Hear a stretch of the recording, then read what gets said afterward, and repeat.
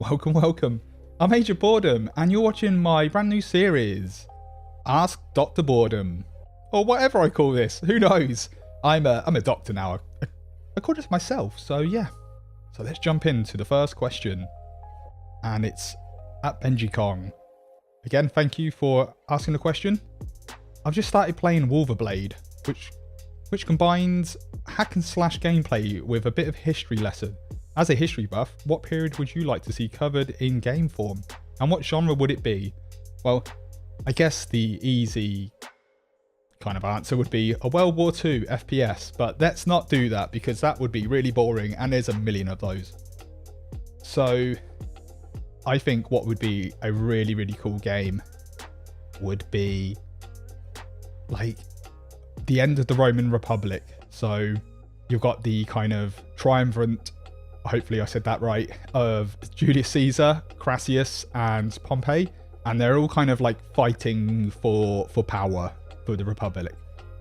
And I think what could be cool if you had some kind of like political intrigue game where you're an agent working for one of the powers and you have to help influence the public or other politicians one way or another.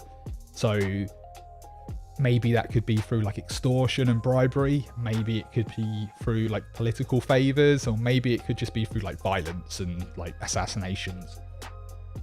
So I think that could be a pretty interesting game. So it wouldn't necessarily be like a full-on action game, but it wouldn't also be just kind of like a management game. So maybe something a little bit like Hitman, but then with maybe like dialogue trees or something like that. So you could kind of go a pacifist route and not kill anyone, or you can go kind of full-on murderer and try and influence things by like cloak and dagger. I think that could be a pretty cool game. Maybe less Assassin's Creed and more kind of like based in reality. I think that would be pretty sweet. Okay, so question number 2 is from Kool-Aid Moonwalk. And Kool-Aid, he is the guy who started the NintenTube subreddit. So that's reddit/r/NintenTube. And they're like a great place where you can go and find lots of different content from different content creators, all based around Nintendo stuff. So if you want to look at different YouTube videos, like I post my stuff there, but also if you like other games or other content creators, like Mr. Panda posts stuff there, like his reviews. People post a lot of Pokemon videos, a lot of retro stuff, all different types of things. And there's like whatever you like. If it's Nintendo, you'll probably find something you'll enjoy there. So go check it out. And if you're a content creator and you're not posting there, go and post there, because you can get any of your like Nintendo stuff seen by new people. So that's good for everyone. So he says, what's your question? I'm reading the wrong thing. How many Switch games do you own? So I did a quick count before this, and I own 50 Switch games, which seems like quite a lot. And here's a little list of them. So I have on my Switch right now, and I had to re-download all my games yesterday because I got a bigger SD card to fit them all on. So on this Switch right now, I have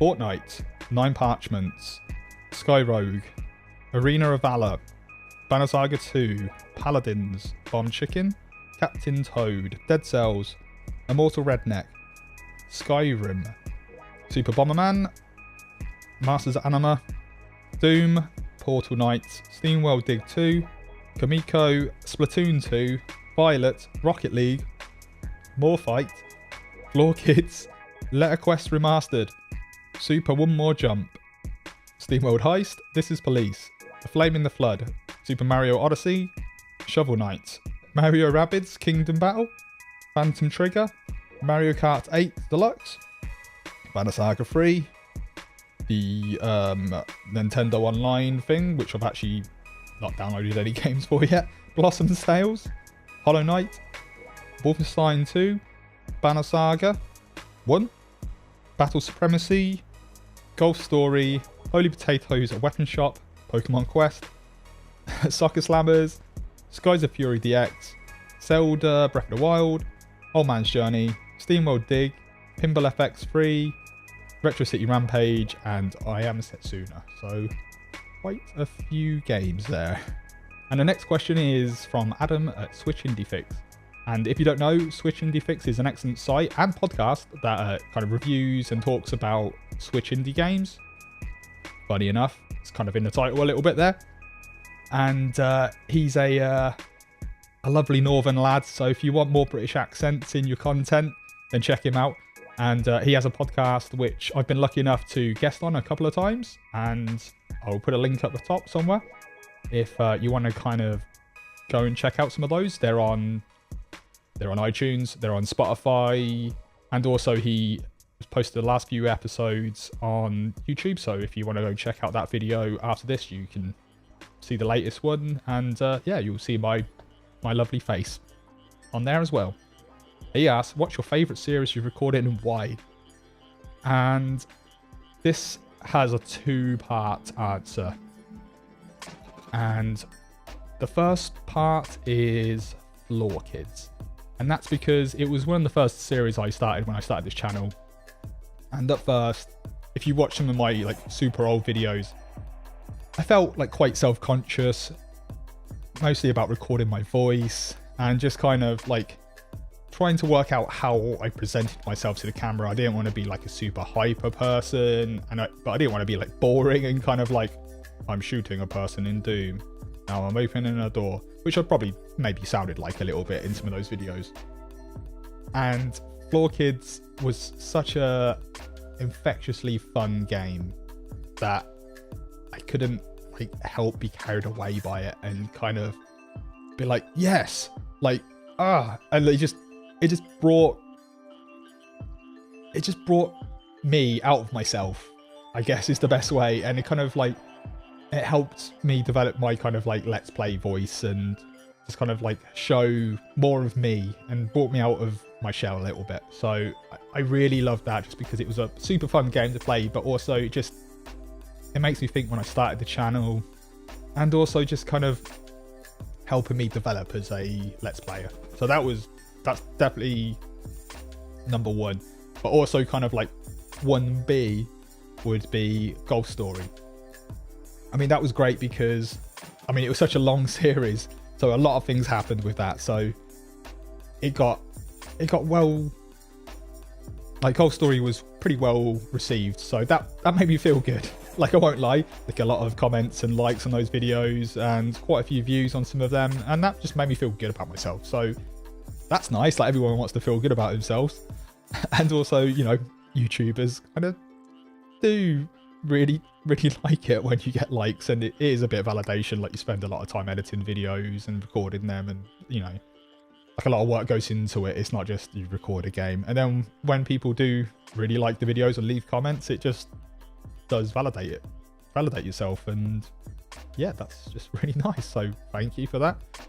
But also I started to try new things in that as well. So around maybe 10 to 15 episodes in, I started using the face cam, which at first I thought would actually make me feel more nervous, and I thought, oh, I just probably should do it, rather than I didn't necessarily want to do it.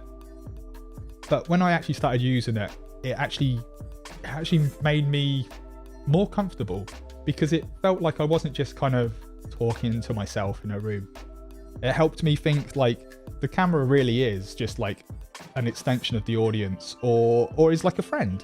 So I'm not just kind of talking to myself in a room, I'm actually talking to like you, the viewer, and it just actually made me feel more comfortable with that somehow.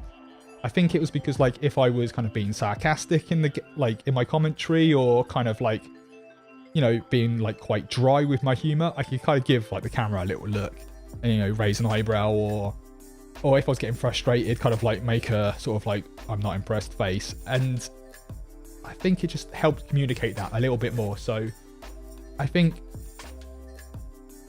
as I'm struggling to communicate with words right now, like a picture is, you know, worth 1,000 words.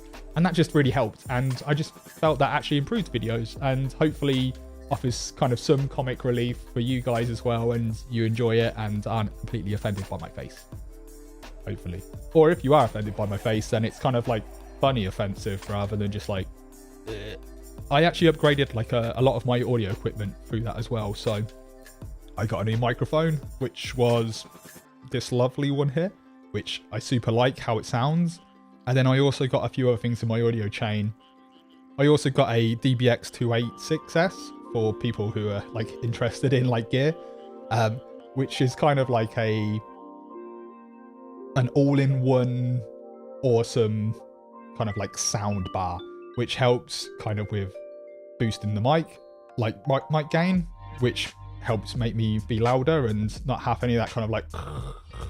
It also helps neutralize any background noise, which is super useful because right there is a fairly busy London road, so that you don't hear that as much as you do in the previous videos. Well, hopefully you don't hear it at all now. So, and I just like the way my voice sounds now. Like it actually sounds how it does in my head when I talk. So that actually, when I'm editing my videos, I'm not cringing thinking, oh, do I sound like that? Like it actually sounds like how I think my voice sounds. So that's a lot nicer for me. So yay. So another question from Adam is, why did you decide to focus your channel on the Nintendo Switch and not other platforms? Well, I guess at the time I bought a Nintendo Switch maybe 2 months before, so I was playing a lot of Breath of the Wild, and yeah, I was just like super in love with my Switch at the time, and I thought, well, if I'm going to start a YouTube channel, then I'd rather pick something that's a bit more specific, and also there just wasn't that many kind of Switch channels like just doing Let's Play content.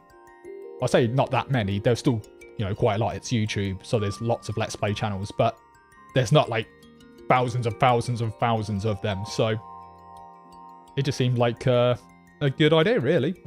And since then, like the platforms became like an indie powerhouse. So that just makes my life so much happier. So that's a great kind of side benefit, really. Okay, so the next question is from Light of Hand, who I've also guested in one of his videos recently, and I will link that somewhere up here. And he is a great YouTube channel. If you like tabletop wargaming at all, or kind of like board games, or actual PC Let's Plays, then he's a great channel to check out. He's actually someone I know in real life.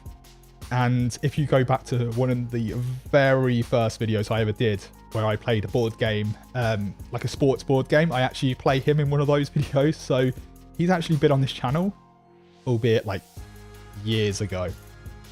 And he asks, why did you want to start a YouTube channel, and how are you finding it now compared to when you started? So I guess, well, I did actually start this channel like years and years and years ago, but I only really kind of picked it back up again in November last year. And well, the honest answer is I was let go from my job. Yeah, my team basically shrunk. The most succinct way of saying it, I guess. So I was like pretty depressed, really, because I really loved that job and I really loved the team and I really loved everyone I worked with, and I felt like the rug was kind of pulled out from underneath me. And in that job, I was actually starting to make like a lot of video content for the company, and that was something that I was becoming like really interested in. Like before, my job was like as a designer, but I was kind of like moving it more towards video production. So when I left that job, I had like a whole bunch of video equipment, and I just wanted to make more videos. And I was like, well, I've got this YouTube channel, I like playing my Switch, so why not combine the two? And then I've got like a whole bunch of time on my hands. And I lost my job at the start of November. I already had a holiday booked in Vietnam at the start of the next year, and I thought, well, I'm probably not going to get a job just before Christmas, so I will just apply for a bunch of stuff, and if I don't get it, no big deal, and then I will go back to being a freelance designer, which is what I was doing before that job. And well, it's kind of what I do now, really.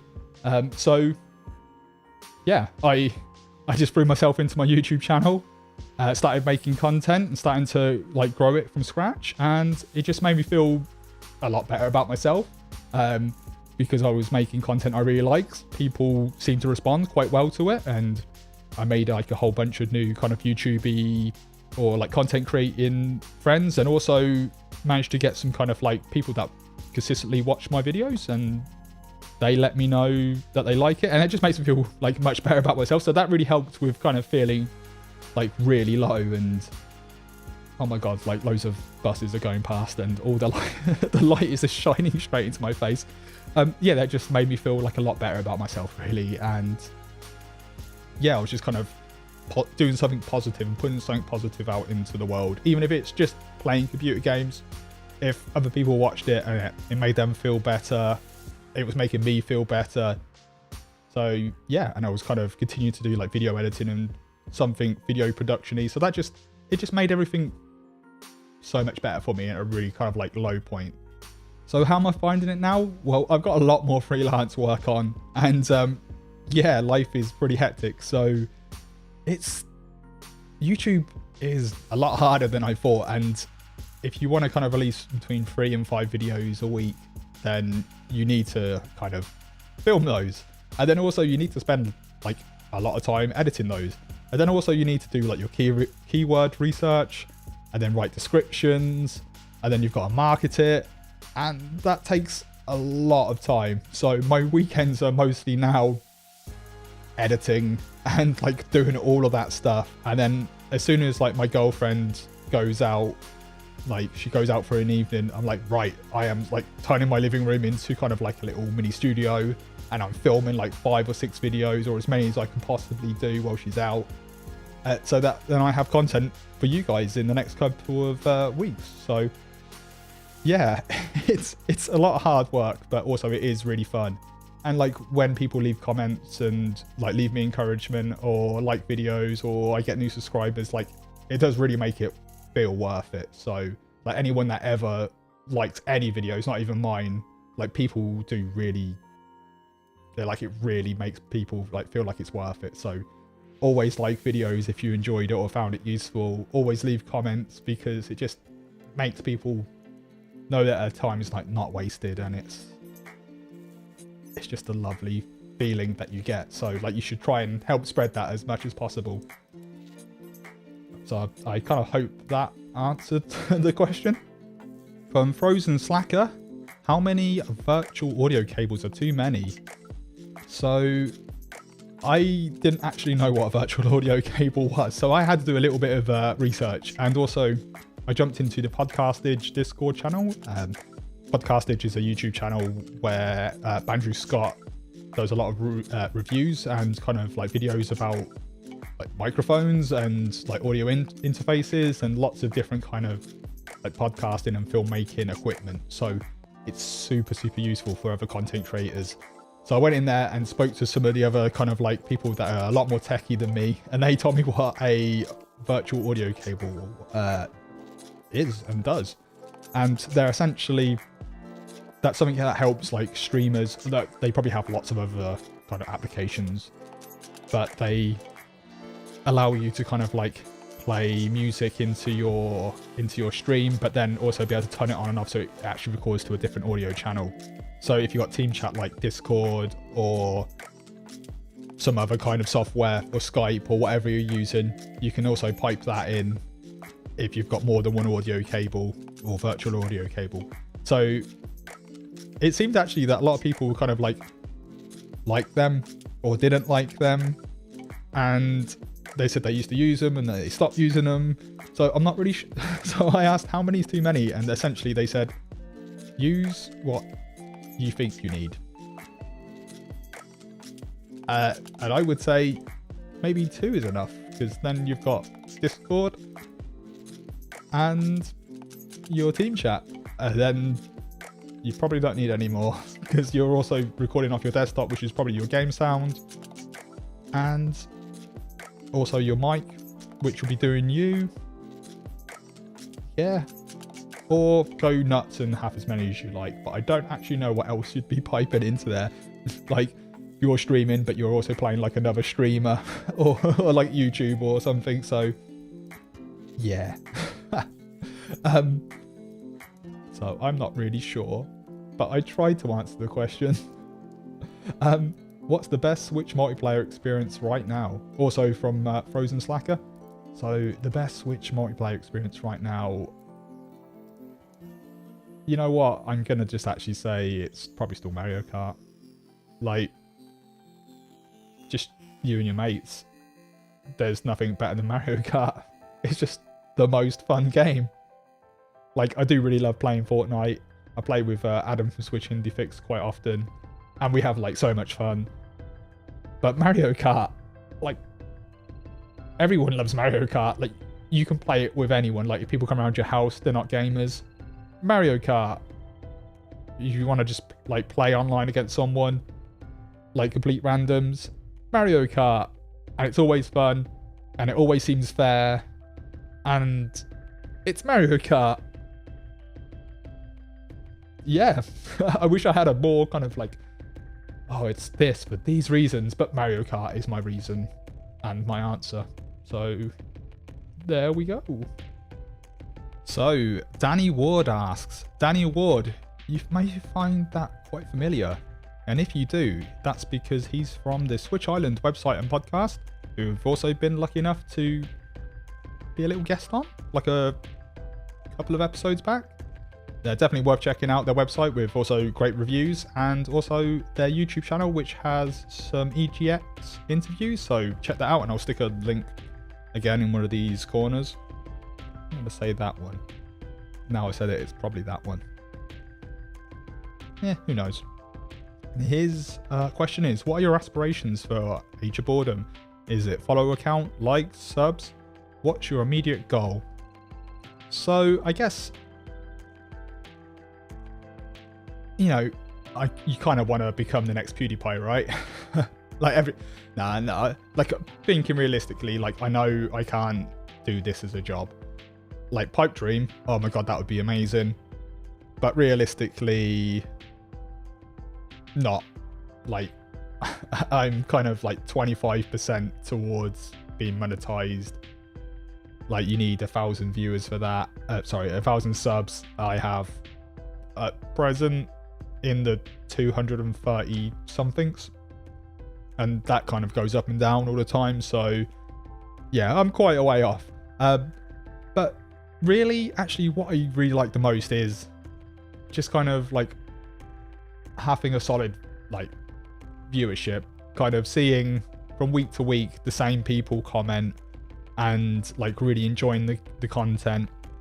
So like if people are commenting on like one video and then like a few videos later they leave another comment and I'm like, oh wow, they're still enjoying like this series, like that means like so much to me, just knowing that people don't just watch one video but they watch like a whole bunch, or they watch the whole series. Or like if you go into your analytics and then like an older series like say Doom, and if you look at what people have been watching in the last kind of 48 hours, and I can see that someone watched like video 5, 6 and 7 of a series because they've all got like 30 minutes like viewed or something.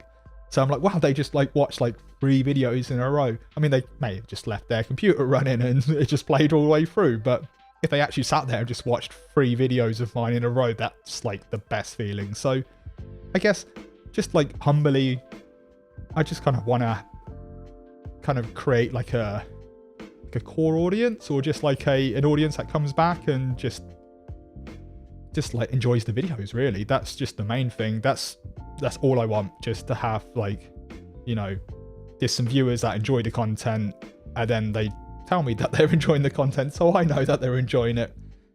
Yeah, that's kind of like the immediate goal. Just make content, slowly grow the channel. I mean, if I can ever reach 1,000 subscribers, that would be amazing, but I don't see it happening in the next like couple of years. Maybe I will get there, maybe the channel will always be a small channel, but I mean, I'm happy with that as long as people are watching and they're enjoying it. That's the main goal, really. That was so cheesy, but kind of from the heart and true. So So Charific, who is one of the members of the Nintendo community on Reddit, you can find his videos there. So go do that. He does a lot of, as the name suggests, Pokemon videos. So go and check those out. He says, will Nintendo include GameCube games on the Nintendo Switch? Well, we can hope so, right? I mean, at the moment they're porting kind of Wii U games as actual, like, you know, physical releases. And they're making NES games. So they're kind of like at the start and at the ends of their kind of timelines. And we can only hope that they kind of keep making more and more and more games and kind of like, you know, bring the SNES games to the online service maybe, and then start to kind of remake and repackage Wii games. So like Mario Galaxy and like those games that were kind of first party games which people really, really loved but may have missed because they didn't own a Wii, because they didn't see it as a proper games console, or just weren't old enough to have a game console then, or weren't born then, or, you know, for lots of different reasons. Hopefully they'll kind of, you know, repackage some of those games, and yeah, hopefully at some point it will meet in the middle and we'll have GameCube games. Like I would love to play some of those games that I kind of missed out on. I missed out on Mario Sunshine. Why wouldn't they bring that out at some point, right? Like they're gonna have to do it. I mean, it would make so many people happy. I would love to see, I know this isn't kind of necessarily a GameCube exclusive, but I would love to see Resident Evil 4 out at some point, just because that was the kind of first Resident Evil game that I was really like, yes, I really, really love this game. And in my mind, I played it on the Nintendo GameCube, and it's a Nintendo GameCube game for me. Like, I know it was out on other systems, but in my mind, it will always be a GameCube game. And I would definitely buy that on release day on my Switch and just like go straight through it. The bit where you first meet the guy with the chainsaw, like my stomach just goes like that. And then, yeah, it's just a perfect moment. So who knows, one day, and hopefully not too far away. Charific also asks, will Nintendo include Game Boy or DS games on the Switch? Well, The World Ends With You is coming out, so that's a DS game. So, you know, probably. I think that's more likely at the moment than most things, because like why wouldn't they? Like that was kind of like a cult classic. I remember years and years and years ago, I bought a DS like a couple of years after it was released, and I thought, right, I need to just kind of buy a whole bunch of DS games that will be like a good like plethora, a good like variation of different DS games that I would have missed out on. So I was typing in like best DS games, what should I buy, and like top 10 lists. And then obviously you got like Zeldas, you've got Mario games in there, but like World Ends With You was always in like that top list. So, you know, the other games that are on this list, or these lists, surely they will come out as well, right? Or like if Dragon Quests or other games like that, kind of that, like, you know, the RPGs that were like big DS or 3DS games, maybe they will come out. The Phoenix Wright games are going to be coming out to not just the Switch, but like a whole bunch of consoles soon.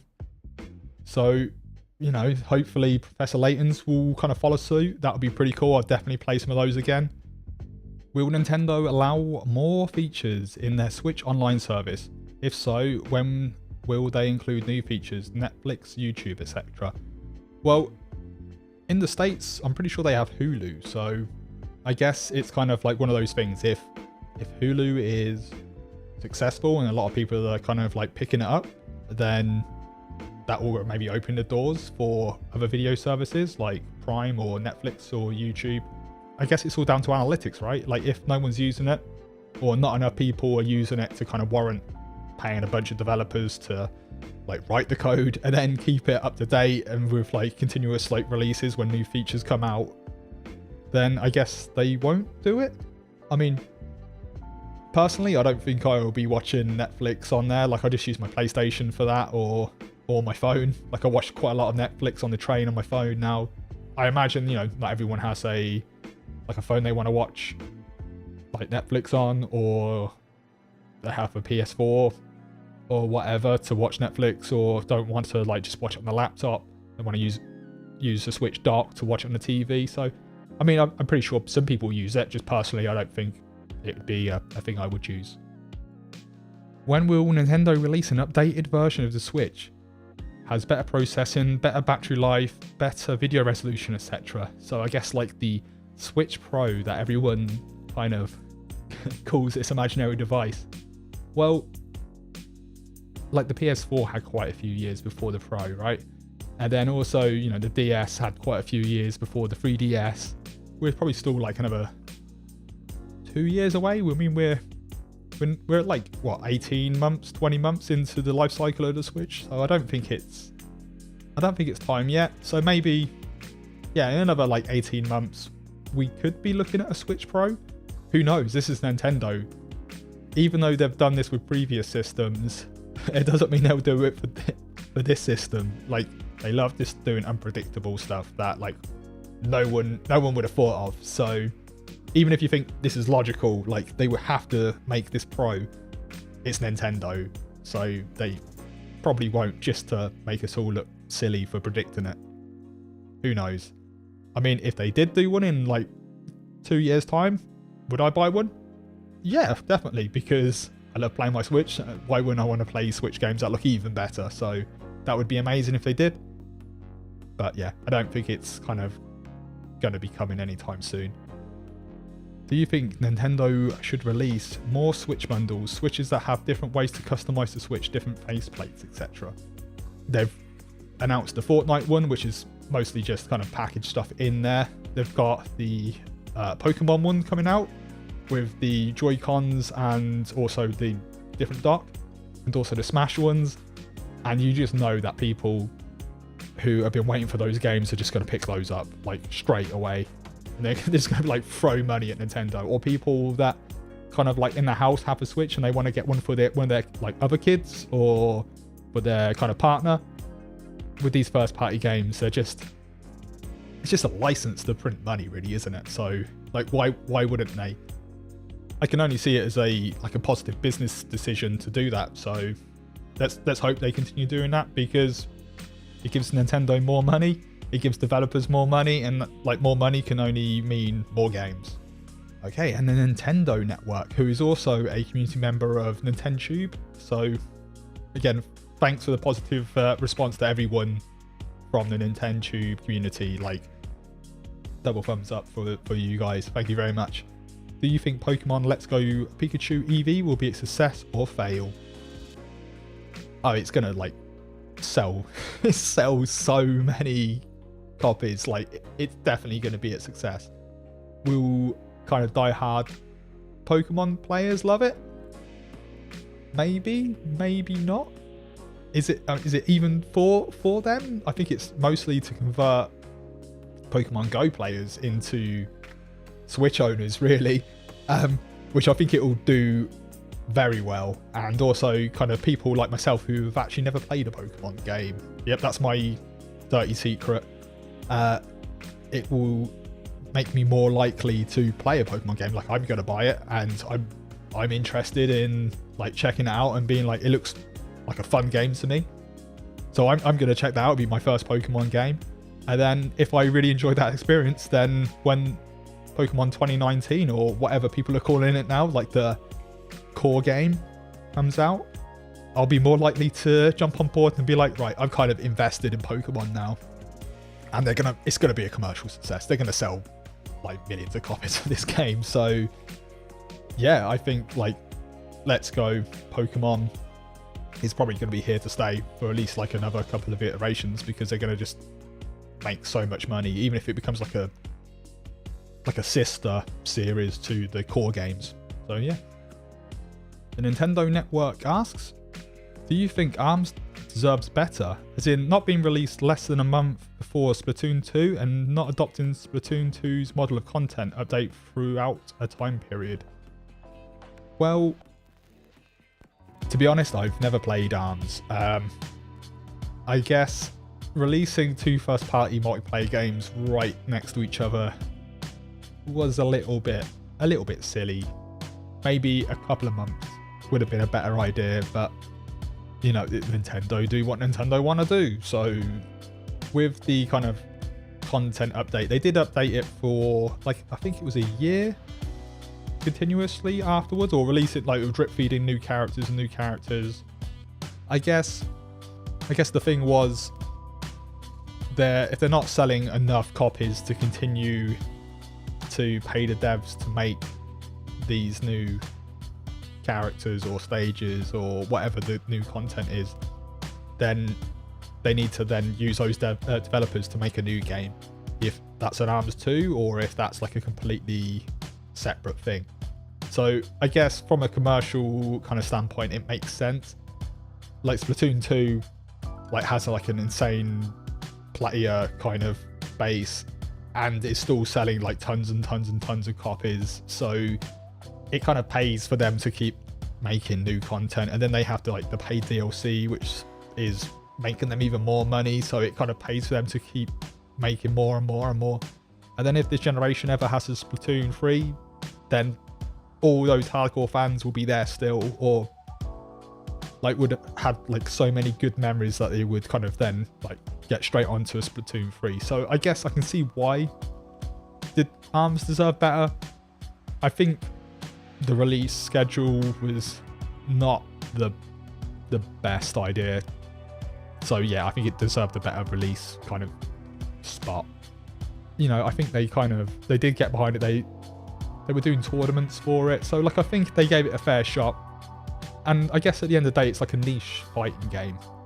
Like, people are either going to really like it, or it's not going to be their thing.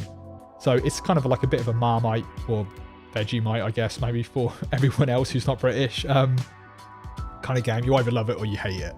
So I guess it was quite a risky title compared to Splatoon, where, you know, shoot 'em ups or not shoot 'em up, but like, you know, shooting games are kind of like quite popular. There's like one of the more popular genres, and then it's got like that Nintendo aesthetic, so it's also going to be popular. And Splatoon 1 was a popular first party game, so it just makes more sense to kind of invest more heavily in that.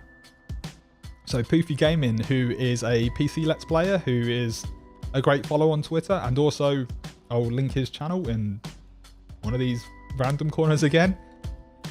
He asked, when it comes to YouTube, what's the thing you're most proud of? Consistency. Like, I release between 3 and 5 videos every week. Usually it's 5, but recently it's kind of been a bit less just because real life has been pretty intense with work, so I just haven't had the hours to actually do videos, which is a bit of a shame. But overall, that, like I said to myself, like I always want to release 3 videos minimum a week, and I've kept that up. Like I look back at I have a little calendar where I have all the videos on the day they're released, and it's pretty consistent. And I think that's the thing I'm most proud of. Like, I think my content's good. Like I wouldn't put it out if I didn't think it was like at least like watchable. So I'm happy that I'm producing like videos that like are watchable. Consistency, and that I haven't had to kind of like just get a crappy video out just for that. Like I've maintained like a what I think is an okay to good standard. That's really saying it, isn't it? Like that I've got a good standard, and I've kind of stuck to that and still maintains like at least 3 videos a week. So yeah, that's what I'm most proud of. Capia Pictures, who is also another member of the Nintendo Discord server and community. So again, double thumbs up to that Discord server and the community from the Reddit. How long have you been uploading videos? So I guess for this channel, it was actually started several years ago, but consistently as a gaming channel, November of last year. So November in 2017. But my job previous to this, or this isn't my job, but my job before I started this YouTube channel, like involved a lot of video production. So I was making a lot of kind of corporate like how-to videos and like kind of podcasty kind of videos and that kind of thing. So pretty much like all the way through 2017 and at some of 2016, years and years and years and years ago, I did do media studies for quite a while. So I actually used to use Adobe Premiere 3 back then. So that was a long ass time ago. So yeah, we also actually had the analog video where you had Super VHS and you plugged it in, and then you had all like the wheels and knobs, and yeah, so analog video production. I did a bit of that as well, which was bonkers to think about now. A long time if you think about it that way, but if you think about it in the channel, almost a year. What programs do I use to make videos? So I use Adobe Audition to like mess with my audio. So if I need to kind of turn things up or down, or like remove anything, or like basically kind of any audio like post-production, then I use Adobe Audition. I also use Final Cut Pro as my actual editor. I do actually have Premiere, but I find that kind of Final Cut Pro, I'm just quicker at editing with it. I'm just more used to it, like day to day. If I need to just make quick changes to a video, then I can just do that a lot quicker. I don't really have to think about the technical side of it. I just know what I need to do. I know my processes. Like I do them like every week now, so they're just kind of like ingrained in my head. So yeah, I just do that. It's simpler. It seems to be quicker to render. So yeah, Final Cut Pro, Adobe Audition, Photoshop for my thumbnails. So Capia Pictures also asks, what have I been eating this last week? Well, what have I been eating? Last night I had a vegan chicken burger and fries. So yeah, basically I'm a pescatarian. So I eat fish. I love the fish, but I don't eat meat. I was actually a vegetarian for well over 10 years. But I just love fish, and I just really wanted to eat fish again, so I started eating fish. I'm sorry, fish. I now eat a lot of you, and I just love it, and I'm really sorry. So yeah, I've eaten a lot of salmon this week. Yeah, I've had some sushi this week. I've had... I do try and eat a lot of dairy-free food. So if I'm not eating fish, I generally try and to stick to more like dairy-free food and kind of like unprocessed food. I mean, I fail at that a lot because I also do like to eat, you know, cookies and cakes and things, but I do with my main meals try and kind of stick to like a healthier kind of food. He says he ate like a fake chicken burger, which is not very healthy. So yeah, clearly I am failing at that right now. The next question, pineapple on pizza, yes or no? Yes. Yes. Yes. Yes, so many yeses. Okay, this is like my personal, if I'm going to get a personalized pizza, this is what I have. So like get a margarita, pineapple, and then jalapeno, and then red onion. And it is amazing. And get maybe some barbecue dipping sauce or some garlic dipping sauce. And that's where it's at, because you've got like the spicy vinegariness from the jalapenos, and then you've kind of got the really like sweet like pineapple, and then red onions just great. Pizza's pizza, right? So you got like a little bit of a juiciness, a bit of sweetness, a bit of like acidity in the vinegar. You got a bit of spice. Perfect. That's what you want. Perfect pizza right there for you. Where am I from? So my accent, you may have noticed, is a British accent. I currently live in London. That's the city where I live now, but I'm actually from the Midlands. And I'm from East Northamptonshire, which is what this weird hillbilly British accent is. Yeah. I mean, it's not super distinct like Brummie or Scouse or someone from like, you know, like a Geordie from Newcastle or Scottish or Welsh. But I do have a kind of weird hillbilly accent, and That's where it's from. Why should we subscribe to you? Well, I'm always really terrible at selling myself, so I think you should subscribe to me because I just kind of make like honest content. Like, I'm not trying to be like super infused. No, oh my god, like hyper. If you came to my house and sat on the sofa next to me while I played a game and I was talking to you, this is how I would be. This is like my authentic self. So yeah, if you kind of watch a couple of my videos and think, yeah, this guy, I don't mind spending time with this guy, then that's how I am in real life. So you would get on with me in real life. If you watch some of my videos and you're like, this guy is an idiot or a jerk or is boring, then you probably won't like me in real life. You probably think those exact same things. So I guess, yeah, if you like Switch content and you just kind of want to talk to someone or have someone talk to you that's kind of just like their authentic self, then that's me. I mean, like, you know, I suppose I could say like, we've got the best games and like the best skills and I don't know, all these giveaways and reviews every day, but that's not me. This is me and this is what I give you, and if you like that, that's great and I love you for it. And if you don't, that's cool, because not everyone needs to like everything. So yeah, like I said, I am terrible at selling myself, so now that has been proven. The last question. But in the end, are we not all just humans? Well, I guess it depends. I mean, if you ask Elon Musk, we're all in a simulation. So are we humans? Are we like basically living batteries now for a simulation a la the Matrix?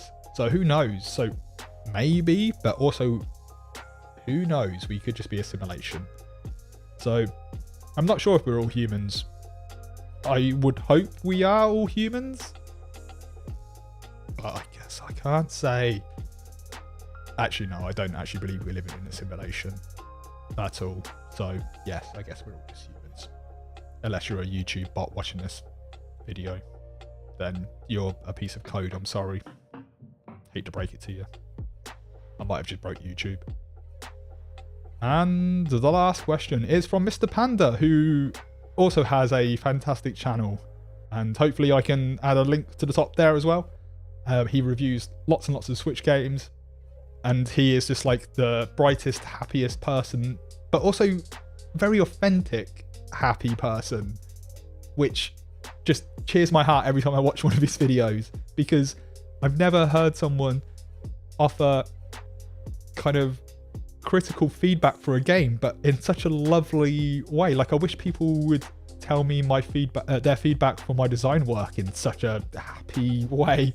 Like, it would make me like, Stevie, your design work is terrible, but if you could say it like Mr. Panda, like, I would love it and eat it up and be like, tell me more about why it's terrible.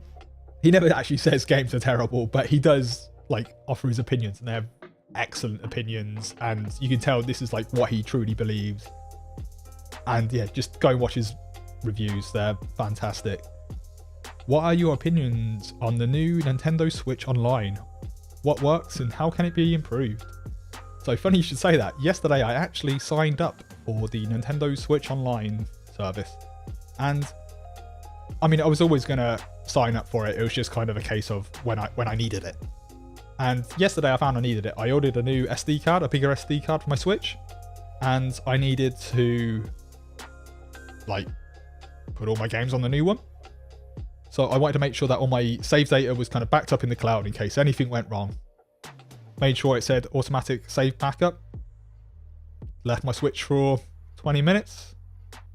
Went back and was like, okay, let's see if any of these is like, don't expect all the save data to be backed up, but see if it's backing stuff up. And it hadn't. And I was like, why hasn't it done it? So I looked online and no one tells you when it backs up. Like, when does it back it up? Does it back it up in the middle of the night? Does it have to be asleep for like an hour? Like, does it do it as soon as you turn it off? Well, obviously not, because it's not done it. Like, when does it back up? So I had to do it all manually, go through each game. As we saw, there's, was it 50 or 60 games? 50 games on that Switch. So I had to go through 50 games being like, do you have automatic backup? Yes. Back this up now. Manually backup, manually backup, manually backup. Like, on all the games that it let me do it on. And that took like a while. Like, I wouldn't mind if it actually said, all right, it does it at midnight for your local time and it will back it up then. Or if you leave the Switch in sleep mode for an hour, then it will start to back up. Because then I would know and I'd be like, okay, cool, just leave it. I had to go through manually and do it like back up, back up, back up, back up, back up, back up.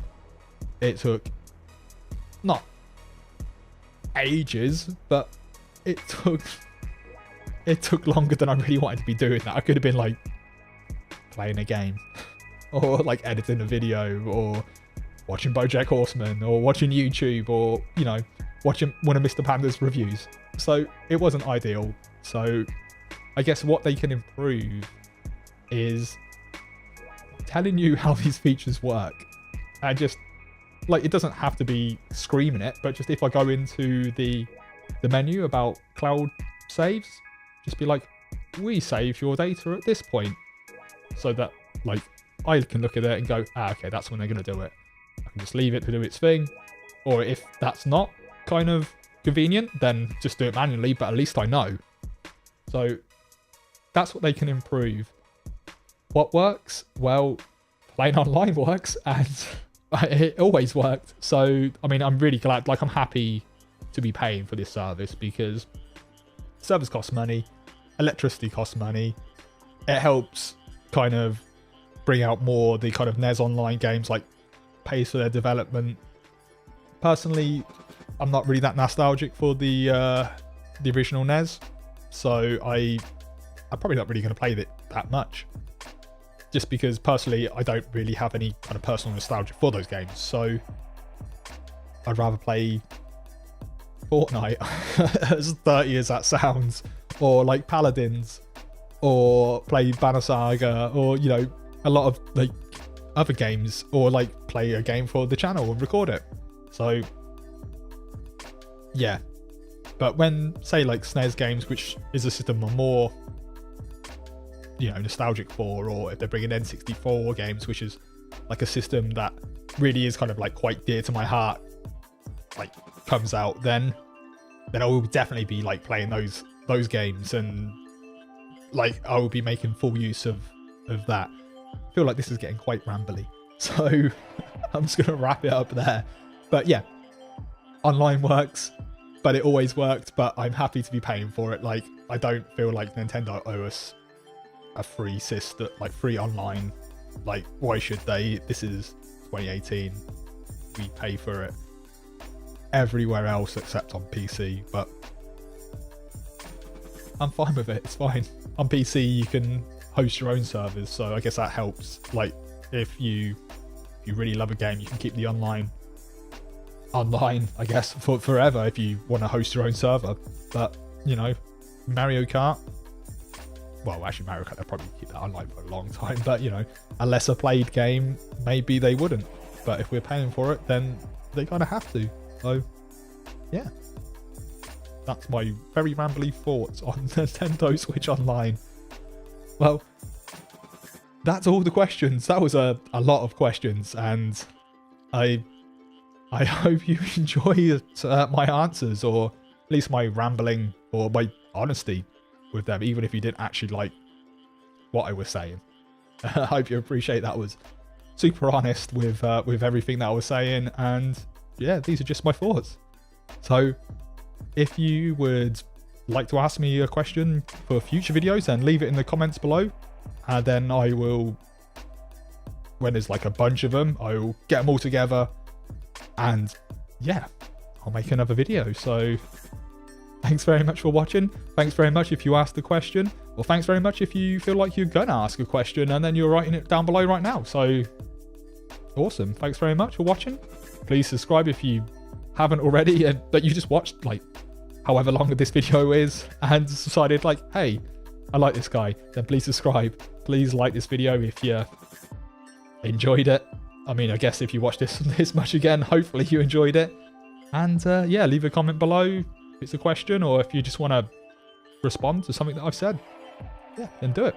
Thanks very much, and I'll see you in the next one. Cheers. Bye.